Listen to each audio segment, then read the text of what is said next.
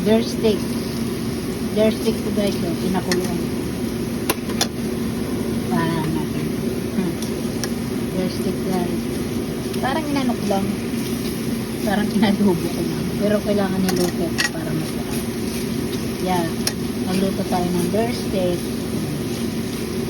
Yan.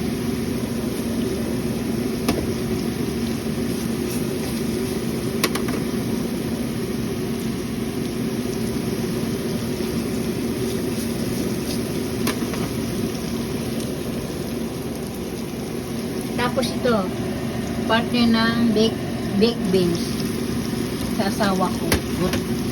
Yan ang pagkain ng asawa ko. Tignan niyo guys. Bear steak. Sarap. Bear steak. Nagustuhan niyo ba guys?